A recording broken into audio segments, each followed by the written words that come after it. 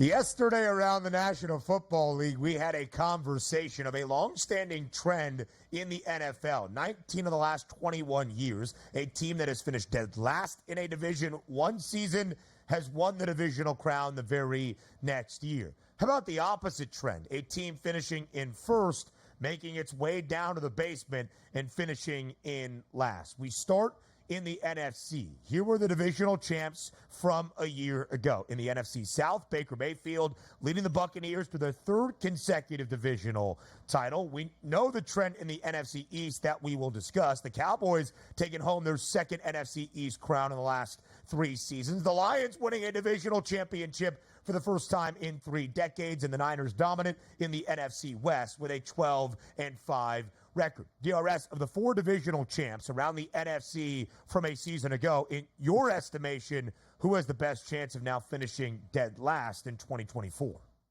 Yeah, this is a much tougher question because you're looking at some quality teams here, but also outside of you just saying, Ben, like, well, I think the Cowboys will be in dead last because Dak's going to get hurt, CeeDee Lamb's not going to play, Michael Parsons going to sit this one out, they're going to fire their head coach. You see where I'm going with this? It's hard to say to yourself, starting with the Buccaneers who won the division last year, if there was one team that maybe could end up on the bottom as opposed to top, it probably would be the Buccaneers. But also, you do know what that means. That means the Carolina Panthers will be a better team than the Tampa Bay Buccaneers entering into the season, which makes it tough. Again, outside of, well, Baker Mayfield goes off the rails, he gets hurt, Godwin gets hurt, Evans gets hurt. You can't play that game, so it is tough. The Cowboys at 12-5. We know you can basically print the script every year without devastating injuries. The Cowboys are talented. They have a solid quarterback. They have a lot of weapons. There's no reason that they would finish below the Giants or let's just say the Washington Commanders without injuries. Take a look at the Lions. Now, the Lions might be one that's interesting because, I'm not just being a contrarian and saying I'm going to go against the Lions because they were good last year. They can't be good this. That doesn't make any sense.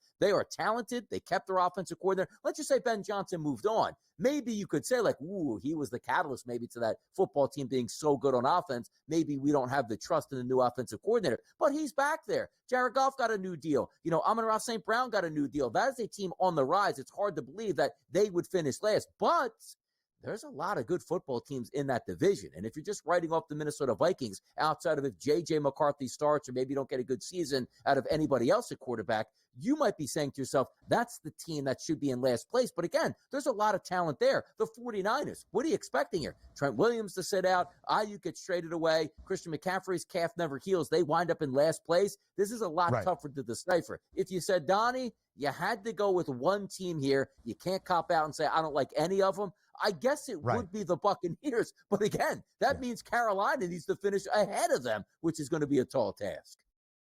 So from the odds perspective, I think it's very clear it is Tampa Bay. But from the historical perspective, would it shock us to see Detroit in last in the NFC North based on 30-plus years?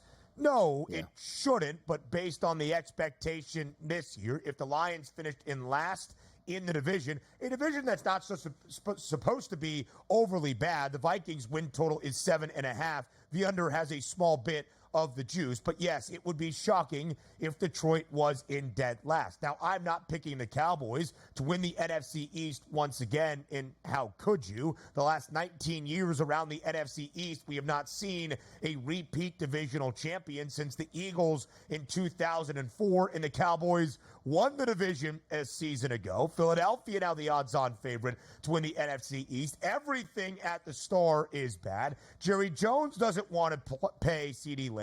He is not going to pay more than likely Dak Prescott. And Mike McCarthy is on the warmest seat you have ever seen in the final year of his contract. But Donnie, even 2 years ago, when the Eagles had the best record in the NFL, 14-3, and won the NFC East, where were the Cowboys? Not 8-9, not 6-11. They were 12-5. They've won 12 games each of the past 3 regular seasons. So no, I do not believe Dallas is going to finish in last in the NFC East. So now you must go to the odds. The Buccaneers win total is only 7.5. The over has the juice. Tampa won the division with a 9-8 record a year ago. The NFC South now features the Falcons, who are expected to win double-digit games and are an odds-on favorite to take home the divisional title. So the idea of the NFC South being one of the worst divisions in football might stand true for everybody else, but to win the divisional crown, not necessarily the case. DRS, as I look at the Buccaneers, though, and you look at the divisional prices, plus 310, second best number for Tampa, New Orleans' third best price at plus 380. If you went back to 2 years ago when the Buccaneers in Tom Brady's final NFL season won the division, albeit with a losing record, Tampa was 8-9. Everybody else, New Orleans, Atlanta, and Carolina, 7-10. So technically they tied for second or tied for last. That would be a reality, I think, for the Buccaneers if we are going to see a divisional champ from a season ago finish in dead last this year.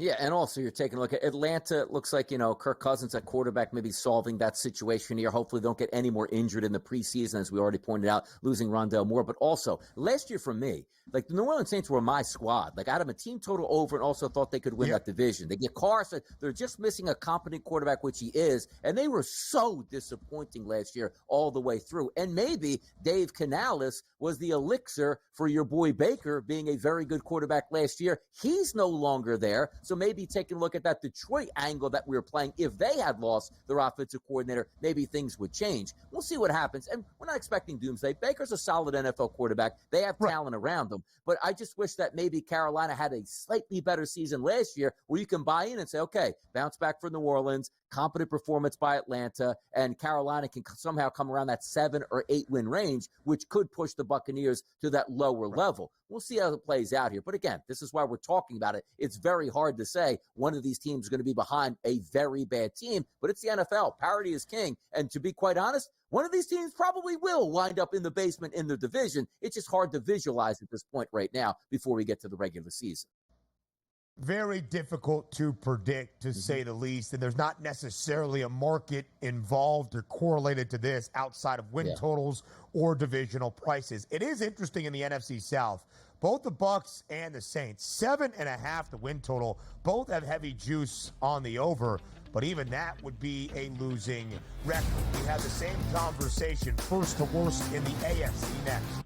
Is it possible for a team who won a division around the National Football League a season ago to finish last this upcoming year in 2024? We did first to worst in the NFC. Now we turn our attention to the other conference and the AFC. The champions of the AFC East now going on 4 straight years. It's the Buffalo Bills, a slight favorite to win this division for a 5th consecutive season, although the price in the gap in front of the New York Jets shortening as we speak, plus 165. The Ravens, the champs of the AFC North a season ago, but in the most competitive division in football, not going to be easy to go back to back. The Texans, the favorites to win the AFC South. They did so last year out of nowhere. And if you talk divisional dominance, it starts with Kansas City. 8 straight titles in the AFC West, minus 230 to make that 9 in a row, the best price of any team to win any division all around the National Football League. Donnie, we asked you to do the NFC. You got to do it in the AFC. If we asked you to pick one divisional champ from last year to finish in last, who would it be?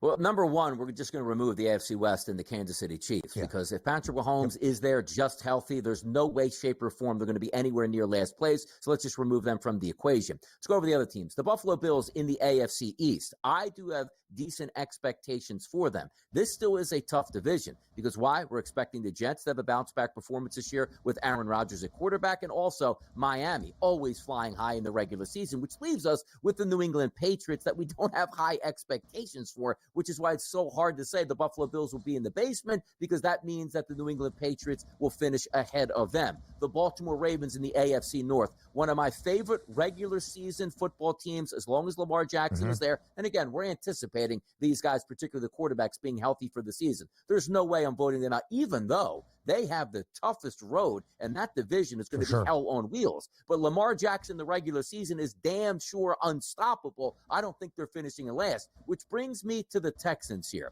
If we're being honest, there is a chance that they can regress. I'm not saying they're going to do that. Every time you bring up the Texans for me, I'm high on them. But you also have some uncertainties there saying, okay, New players on the team, new expectations. How do you handle it as opposed to last year? Hey, let's just see what we can do. Oh, my goodness, we took the NFL by storm. That's not going to happen this year. Defensive coordinators get better in the offseason of maybe finding out what C.J. Stroud doesn't want to do well. Also, what do we take a look at the Indianapolis Colts? They could have lightning in a bottle with Richardson at quarterback here as opposed to last year watching Gardner Minshew. That's something to watch out for. And I mean a little bit higher on the Titans than most people are, but already getting injured with Hopkins early in the season. When does he come back? That throws a wrench into it. So just to make a tough decision once again, maybe it is just about the odds at a plus 105 to win that division, but I'd go with the Texans. It's not a slight on the Texans. This is just a hard question to answer with what we know based on what we saw last year and expectations heading into 2024.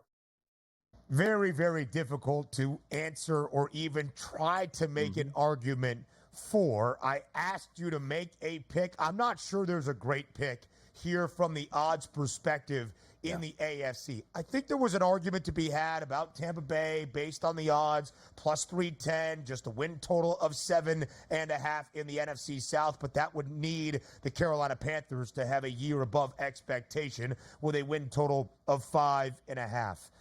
Where really is that argument in the AFC? Donnie, if anything, I actually think it's in the AFC North. Here's why I say it. It's expected to be the best division in football. It's the most competitive division in football. Last year, even without Joe Burrow for 7 games in the regular season, the Bengals were still 9-8. Everybody in the AFC North finishing with a winning record. Is there a chance these teams split their divisional matchups, all 6, and there's great parity in the division? I would believe so. Now, Baltimore would be so below expectation, even finishing with just 9 wins. But it's not like predicting a team to regress to the point of 5-12. If all 4 teams in the AFC North were to be above 500, which could happen, maybe Baltimore is on a slide. I don't really think so. I am not a believer in the Titans. Thus, I don't think the Texans drop below Tennessee. And a lot of people expect the Bills to take a step back from where they have been the last half decade in the AFC East and around the National Football League. I don't know if I'm buying that as much, but maybe they take a step back and don't win the division. They're not going to be worse than the New England Patriots in the AFC East. Yeah, as it all breaks down, there is some valid points to be made where you can say, hey, just came in last place with 9 wins, which could be the Baltimore Ravens. So there's something to be said for that. The one thing that we do know in that division, you don't have anybody that's supposed to be in last place per se, like the other divisions have technically.